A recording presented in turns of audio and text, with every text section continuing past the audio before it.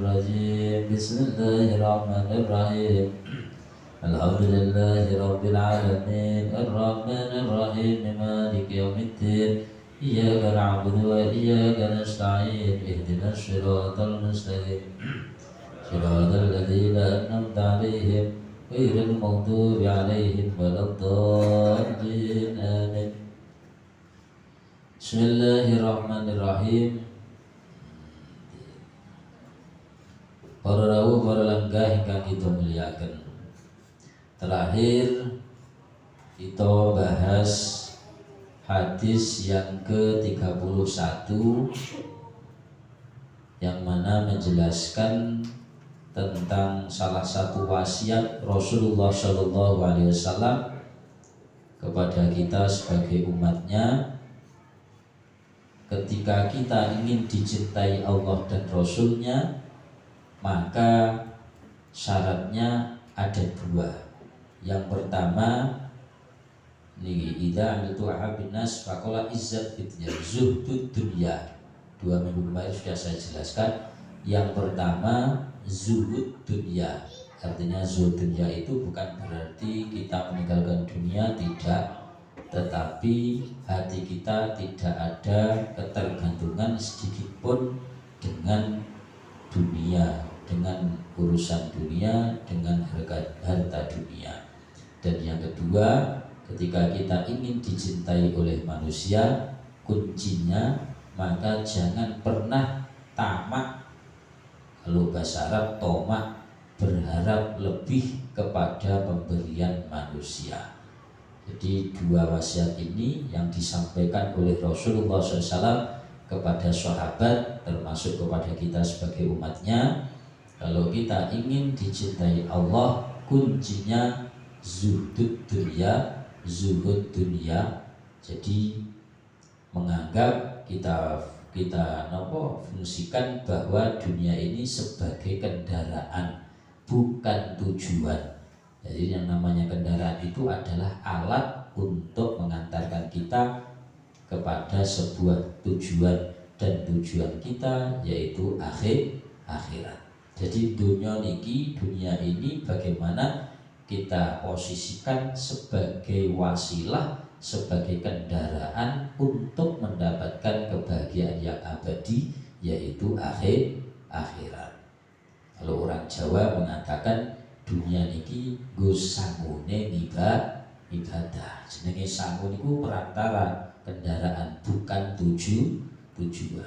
Dan yang kedua, ketika kita ingin dicintai oleh manusia, kuncinya jangan pernah atau bahkan sering-sering kita tamak kepada pemberian manusia. Tamak itu artinya berharap kepada pemberian manusia. Tamak itu berharap yang tidak pada tempatnya. Sebagai contoh, kita tidak ikut genduren selamatan kok ngarep-ngarep berkati. Kita di dunia orang pernah ibadah kok ngarep-ngarep ditempatkan di surga. Kita tidak pernah bekerja kok ngarep-ngarep sugih. Itu namanya tamak tidak pada tempatnya. Bismillahirrahmanirrahim. Sekarang melanjutkan hadis berikutnya, yaitu hadis al-haditsu tsani wa thalathuna. Hadis yang ke-32 an Abi Sa'id Sa'd bin Malik bin Sinan al-Khudri radhiyallahu ta'ala anhu anna Rasulullah sallallahu alaihi wasallam qala la darara wa la dirara.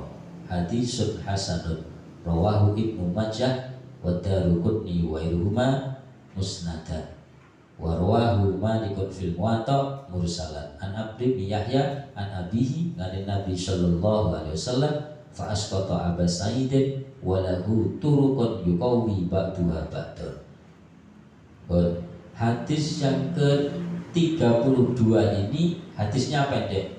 La dororo wa la diroro. Tidak boleh ada bahaya dan tidak boleh membahayakan. Saya ulangi lagi. La dororo wa la diroro. Dalam kehidupan ini tidak boleh ada bahaya dan tidak boleh membahayakan. Saya jelaskan nanti. Yang pertama, tidak boleh ada bahaya ini artinya apapun yang kita lakukan tidak boleh membahayakan diri kita sendiri. Dan yang kedua, la diroro, apapun yang kita lakukan, yang kita kerjakan dalam agama itu tidak boleh membahayakan orang lain. Jadi hadisnya ini simple nih, pendek tapi maknanya dalam luar biasa. Aktivitas yang kita lakukan, pekerjaan yang kita kerjakan tidak boleh membahayakan untuk diri kita sendiri maupun orang lain. Contoh yang membahayakan diri kita sendiri napa misalkan ae dhewe mumet pusing ngoten, mikir utang akeh, mikir angsuran, mikir nopo, akhirnya berupaya bunuh diri misalkan, ngombe baygon, ngombe sprite ngoten. Niki yang kita lakukan membahayakan kesehatan nyawa diri kita. Ini di dalam agama tidak boleh. Artinya tidak boleh, ini hukumnya haram. Minum-minuman keras, saya nggak ganggu orang lain kok, yang penting saya enak. Walaupun tidak mengganggu orang lain, tapi mengganggu jiwa, raga, kesehatan, akal kita juga diharamkan dalam agama. Lebih-lebih membahayakan orang lain. Contoh yang membahayakan orang lain, misalkan kita di naik kendaraan di tengah jalan raya, kita naiknya ugal-ugalan, akhirnya kita nabrak orang lain. Ini namanya membahayakan orang lain. Contoh misalkan kita nyebar paku neng dalan, jenengan profesinya tambal ban, ini kok sudah seminggu gak ada yang tambal, sepi, akhirnya jenengan ambil paku disebar neng dalan, ben apa orang yang lewat biar cubles bane, ben akhirnya nempel ke ban dan jenengan. Ini membahayakan orang lain. Walaupun jenengan tidak kena bahaya, tapi orang lain bahaya, ini juga dilarang, diharamkan dalam agama. Jadi intinya hadis yang kedua ini, apapun yang kita lakukan, yang kita kerjakan, agama itu mengatur, agama itu memerintahkan sesuatu yang kamu lakukan, sesuatu yang kita kerjakan itu harus memberikan dampak positif.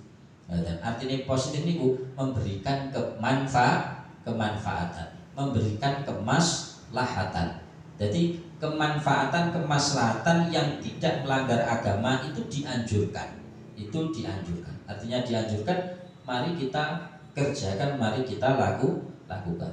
Sebaliknya, apapun yang menyangkut keamanan jiwa, apalagi harta orang lain, mengganggu kenyamanan, ketentraman, bahkan jiwa, nyawa orang lain, mengancam nyawa orang lain, ini diharamkan dalam agama. Sehingga kesimpulannya, setiap yang kita kerjakan itu kita harus memilah dan memilih. Ini kira-kira yang saya kerjakan ini mengandung manfaat ataupun tidak. Ini membuahkan hasil, artinya hasil itu bernilai pahala ataupun justru bernilai dosa. Kalau bernilai pahala berarti lakukanlah. Kalau ini mengganggu orang lain, ini dilarang dalam agama, hukumnya haram, berarti berupaya kita tinggalkan. Saged dipahami nggih. Jadi ini pelajaran berharga bagi kita. Apapun itu bisa hubungannya dengan Allah Ta'ala, bisa hubungannya dengan sesama manusia. Yang kita kerjakan kok mengancam ketentraman, harta ataupun kenyamanan orang lain, berarti ini jangan dikerjakan, karena ini dilarang, ini diharamkan dalam agama. Kalau kita tabrak, kita akan mendapatkan dosa. Tapi apapun yang kita lakukan yang itu mengandung kemanfaatan, kemaslahatan, bernilai positif, dan itu tidak bertentangan dengan agama, maka lakukanlah. Ini adalah Kalau orang-orang soleh dulu, Imam Ghazali juga menjelaskan orang-orang yang cerdas itu salah satu tandanya dia diberi waktu yang terbatas di dunia. Kalau jenengan ini hidup di dunia sangat terbatas, paling suwe ya 100 tahun wis mati. Jadi umur sing paling apik niku aja dawa-dawa, ya aja cendak-cendak, ya sedengan gitu.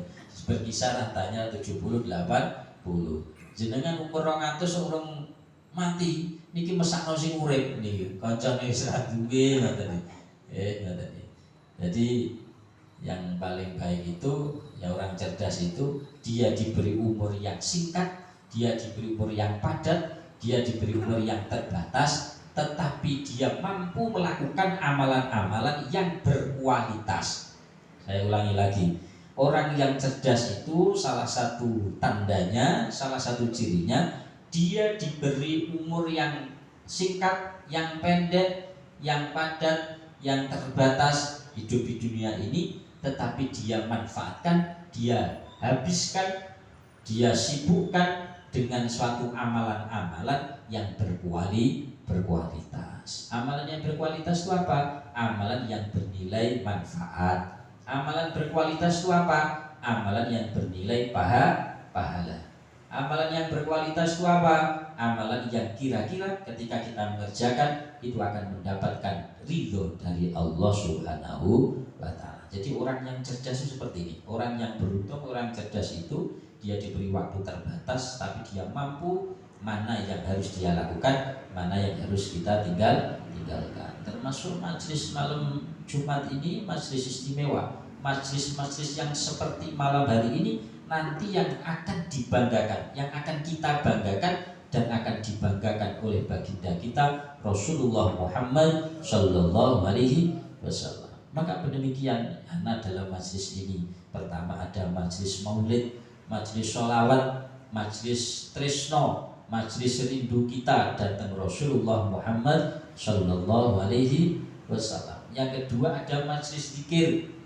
Kita zikir itu baik, tapi ketika kita zikir bersama-sama, mendoakan kedua orang tua kita, mendoakan guru-guru kita, saudara kita, para sesepuh-sesepuh kita yang setelah wafat mendahului kita, ini adalah amalan yang luar biasa. Dan yang ketiga, majelis malam Jumat ini merupakan majlisul ilmi, majelis kita menambah ilmu yang bermanfaat. Meskipun hanya satu keterangan, meskipun hanya satu ilmu, tapi kalau kita benar-benar mengamalkan satu ilmu itu akan mengantarkan kita menjadi orang yang bahagia, menjadi orang yang selamat, beruntung baik di dunia maupun di akhirat. Sehingga sekali lagi majelis malam hari ini harapan kita, doa kita bersama, mudah-mudahan majelis yang sederhana ini terus bisa mudawamah, terus bisa istiqomah langgeng ila yaumil qiyamah. Dan akhirnya mudah-mudahan kita semua saat turun putu, saat durian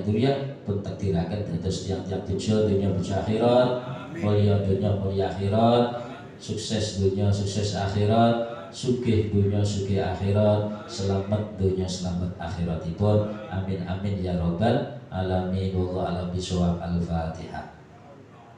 A'udzu billahi minasyaitonir rajim. Bismillahirrahmanirrahim. Alhamdulillahi rabbil alamin. Arrahmanir rahim. Maliki yaumiddin. Iyyaka na'budu wa iyyaka nasta'in. Ihdinas shiratal mustaqim. Shiratal ladzina an'amta 'alaihim ghairil maghdubi 'alaihim waladdallin. Amin. Bismillahirrahmanirrahim. Allahumma shalli ala sayyidina Muhammad. Alhamdulillahi rabbil alamin. Abdana inna syakirin hamdan wafina milkafi mazida.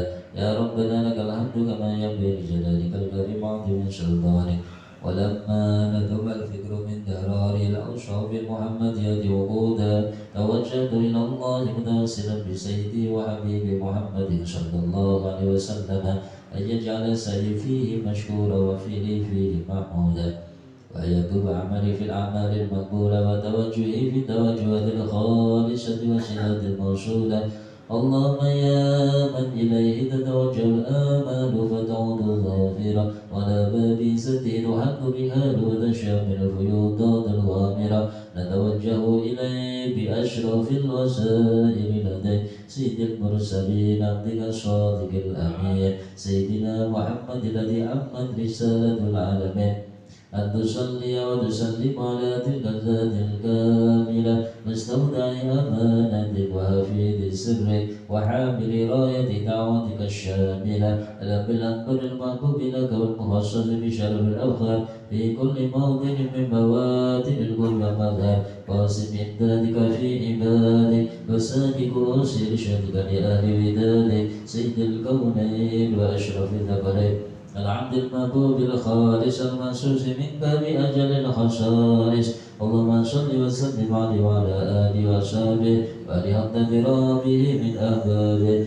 اللهم إنا نقدم إليك جاه النبي الكريم ونتوسل إليك بشرف مقامه العظيم أن تلاحظنا في حركاتنا وسكناتنا بعين عنايتك وتحفظنا في جميع أدوارنا وتقلباتنا بجميل رعايتك وحسين وقايتك وأن تبلغنا من شرف القرب إليك وإلى هذا الحبيب غاية آمالنا وتتقبل منا ما ذهبنا في منياتنا وأعمالنا وتجعلنا في حضرة هذا الحبيب من الحاضرين وفي ذرائك دفاع من السالكين ولحقك وكمن المؤدين ولعاتك من الهافذين اللهم إنا لنطمع في رحمتك الخاصة فلا تحرمنا وذنوبنا الجميلة هي وسيلتنا إليك فلا تخيبنا آمنا بك برسولك ما جاء به من الدين وتوجهنا إليك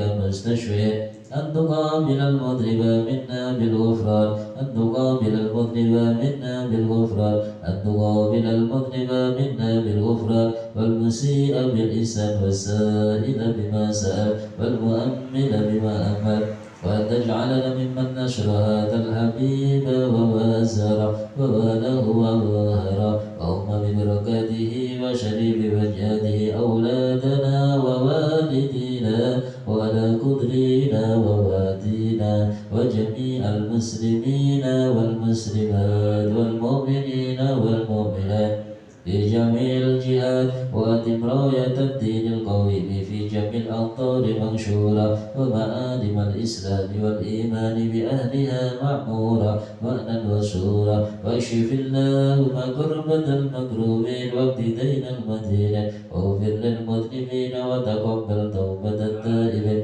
وانشر رحمتك على عبادك المؤمنين أجمعين واقضي شر المعتدين والظالمين وابسط العدل بولاة الحق في جميع النواهي والأقدار وأيدهم بتأييد من عندك ونشر على المعاندين من المنافقين والكفار واجعلنا يا ربي في الإسلاسين من جميع البلايا واجعلنا يا ربي في الإسلاسين من جميع البلايا واجعلنا يا ربي في الإسلاسين من جميع البلايا وبالعز المكين من الذنوب والخطايا وأدمنا في الأمل بطاعتك وصدق في خدمتك قائمين وإذا توفيتنا فتوفنا مسلمين مؤمنين واختم لنا منك بخير أجمعين وصل وسلم على هذا الحبيب المحبوب للأجسام والأرواح والقلوب وعلى آله وصحبه ومن إليه منسوب وآخر دعوانا الحمد لله رب العالمين سبحان ربك رب العزة عما يصفون وسلام على المرسلين والحمد لله رب العالمين بسر الفاتحة إلينا شيطان الرجيم بسم الله الرحمن الرحيم الحمد لله رب العالمين الرحمن الرحيم مالك يوم الدين إياك نعبد وإياك نستعين اهدنا الصراط المستقيم صراط الذين أنعمت عليهم غير المغضوب عليهم ولا الضالين آمين